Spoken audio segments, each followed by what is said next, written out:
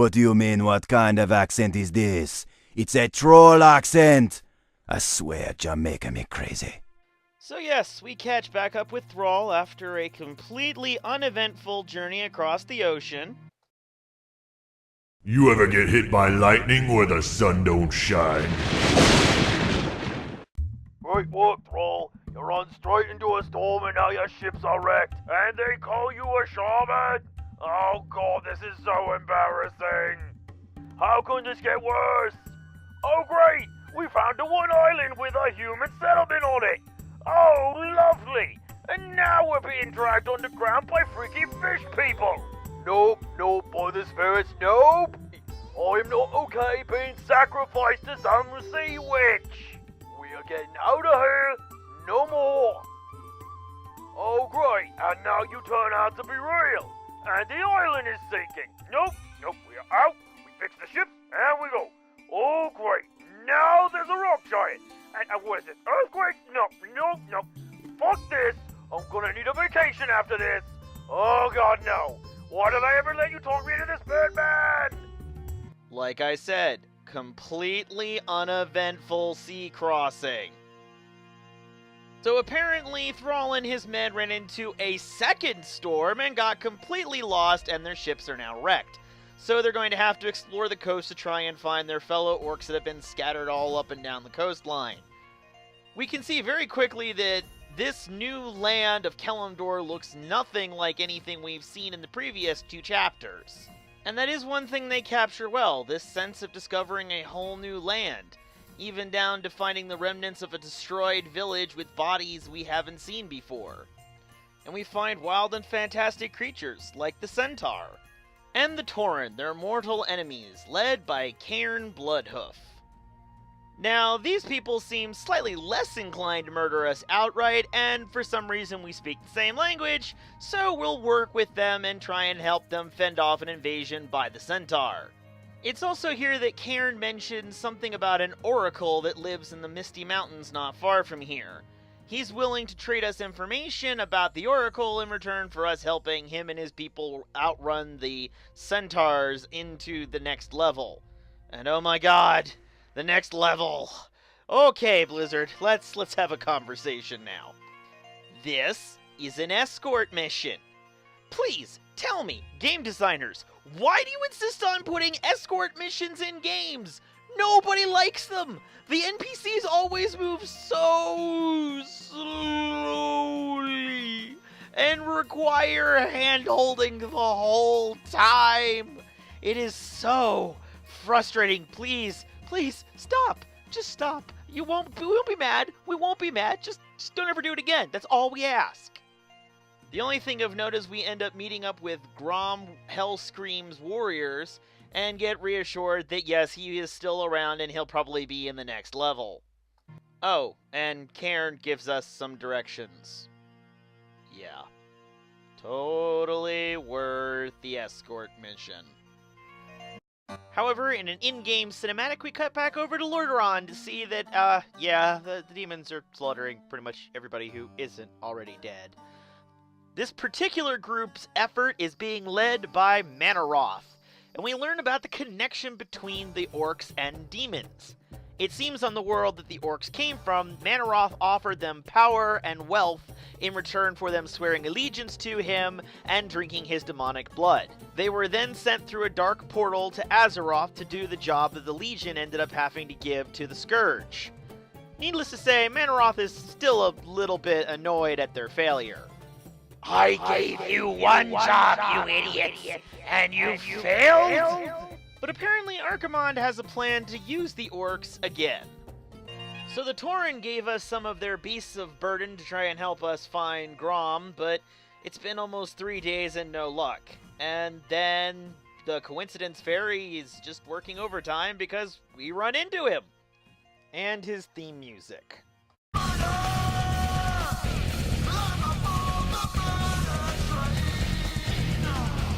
So quite literally after the dust settles, Thrall asks Grom what on Io is going on. And Grom pretty much admits, I don't know, there was just some humans, so I figured I'd kill them. Hey, would it help me kill some more humans? No, we're not killing any more humans. We're gonna start all over new. It's gonna be great. Now, put the murder boner away and stop killing humans. Sorry, the only parts of that I heard were kill humans. Grom, why do you keep killing humans? I don't know, Thrall. I just really like killing things. Grom, I think you need to use the axe for something else. Go chop wood up in the mountains and build me a house. Oh, and no killing nothing. So while Grom and the rest of the orcs are being watched by shadowy figures from the trees, Grom laments about the fact that he's basically been reduced to being a lumberjack. On the other hand, he's got a great big axe, so he must be really good at it.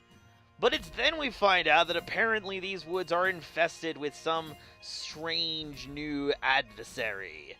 The Night Elves. They're kind of like what Greenpeace would be if they decided to be eco-terrorists. Oh, and an entire army of Amazons. Oh, and they also lived in Ents. I mean, honestly, the more I talk about this, the more I kind of love the idea. Oh, thank you, Thrall, for sending me here. I can kill things and chop wood at the same time. It's great! So yeah, we basically reenact the orcs murdering all the Ents and burning all the trees to the ground from the Lord of the Rings. But in an undecimated portion of the forest, we find out this plays into Tichondria's and Manaroth's plan.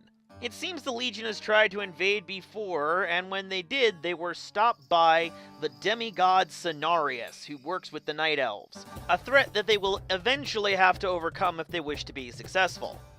So, Tichondria suggests to Manaroth that if they can trick the orcs into drinking his blood and becoming corrupted by demonic power again, that they could maybe do the job for them. So Manaroth pours his blood into a nearby spring and oh no, that does not look good. But hey, on the upside, cherry Kool-Aid for everyone. But yeah, when eco-magical Greenpeace finds out that you've basically clear-cut vast swaths of forest, it's time for them to call upon their demigod Cenarius, and he has brought the fire and brimstone of old-school religion along with him. Along with Uncle Ben's instant forest, just add water. So yeah, at this point it's pretty clear that maybe Grom and his boys are in over their head. But Grom senses the nearby source of power and is not going to be stopped by a bunch of corrupted night elves called satyrs, so he fights his way to the source of arcane magic. And despite being warned about the negative side effects by a troll witch doctor, he proceeds to chug down the evil-smelling brew. Oh god, and I do believe that's not good for your complexion. Also, I think his music has gotten louder. Grom, can you maybe turn it down a little bit?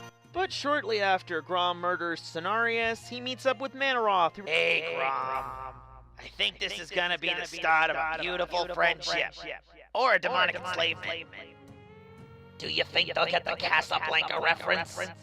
Don't worry, man. All the cool kids have seen Casablanca.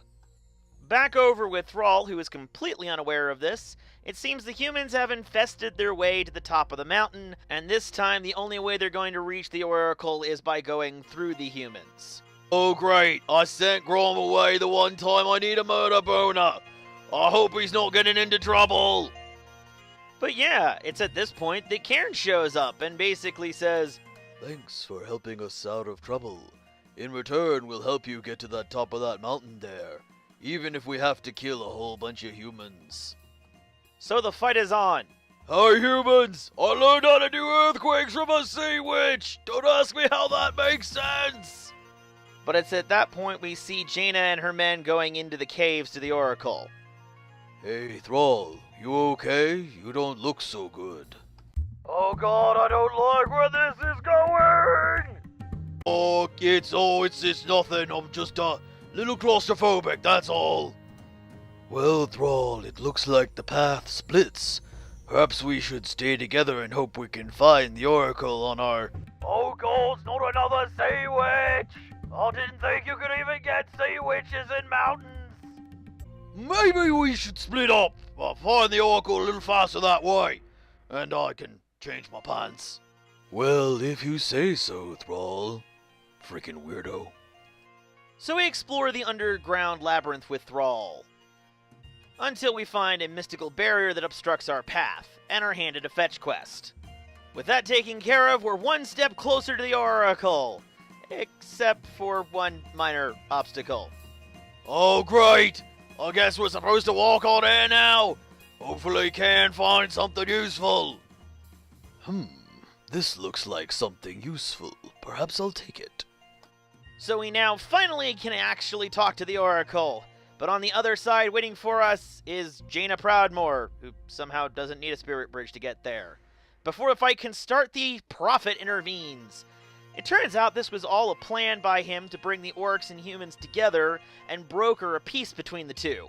Obviously, with the Legion invading, there are bigger threats to deal with, like the fact that Grom is now completely off his rocker and is a servant of the demons, and if the two of them want to stop him from killing all of them, they're going to have to work together. Having agreed to work together, the plan is to capture Grom and bring him here to be cured of his demonic blood poisoning. We also get the first of many moments between Thrall and Jaina that launched 1,000 ships. Except for me, Jaina and Kelegos forever. So we fight our way through the corrupted Warsong clan. Only for the game to whip out cheat codes now and go Infinite Infernals! Ha ha ha ha ha! Jaina, I liked it better when we didn't know about these guys! We finally catch up with Grom Hellscream. Grom, you're going crazy. You gotta come home with me. There is no Grom, only Zool. What you say, Grom? I can't hear you over your frickin' theme music. I said this is where you die, Thrall. Grom, this isn't gonna work. Hang on. Pokeball, go! Well, that's a lot easier. So Grom is back to normal thanks to orc shamanism and human magic. And the two of them vow to go off together and find Manaroth and slay him to free the orcs from his blood pact. Grom, I've got the feeling this is an accursed place. Well, now, there's an informed opinion. You get that with sarcasm, right? I feel like my management style leaves a little bit to be desired. It must be this black heart of mine. Grom, I've got it. We've got to hit his wings. That's how we kill him.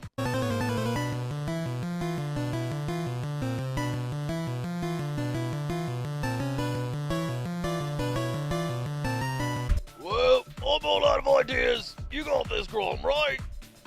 Foolish fool. If only he had attacked my black heart. Wait a minute. My theme music's giving me an idea. All right. All aboard!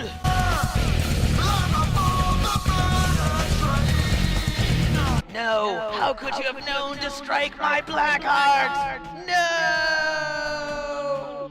So Grom does the heroic sacrifice thing, and we're done here. Next, please! Okay, I'll admit that's a little unfair. Grom really is the only character in this particular story arc that gets an arc. Thrall pretty much since day one has been, I don't really want to kill humans, especially now that we're trying to start fresh. Whereas Grom goes from kill everything to murder, murder, murder, murder, deicide! I've sold out the orcs and now I eat puppies! Oh god, I instantly regret all of my life choices. Well, time to die like a badass. Seeing the fact that the humans and orcs can put their differences aside to accomplish one task is very important since it plays into other events to come. Playstyle-wise, the orcs really aren't much different from the humans, other than you can use your food production buildings, burrows, as hideouts for your peons when your base is attacked, and certain build orders lend themselves more to a hit-and-run approach during combat. Well, it's time we start the Night Elf campaign, where I'm sure we'll see no negative repercussions for Thrall or Grom's actions. What's that smell? Oh, bad dog!